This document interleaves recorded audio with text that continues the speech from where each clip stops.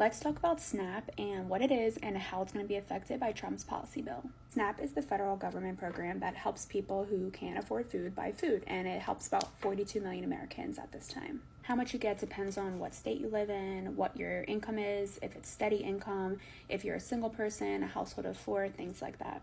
One of the changes that's going to happen with SNAP is that currently the federal government pays for the whole thing. In 2028, they're going to start shifting some of the responsibility to the states, and each state will be responsible for a different part depending on how many errors they typically have in previous years. So the more mistakes a state makes, the more they're responsible for. And this is the first time ever that SNAP has been part of the state's responsibility, but there are some caveats.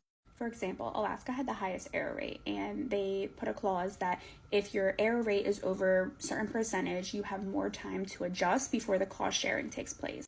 In addition to shifting some of the responsibility to states, they're also trying to change the work requirements to make you eligible for SNAP. So supporters of the bill say that it's going to reduce waste, fraud, and hold states more accountable, where critics of the bill are saying that states aren't going to be able to keep up and millions of people are going to lose their food assistance. Because it's so different, I'm curious to hear people from all over the country. I'm in Pennsylvania and New Jersey, and I know New Jersey is high up on the list in terms of errors. So I'm curious to hear how everyone thinks it's going to affect people in their state. So leave a comment below. Trying to be kind as always.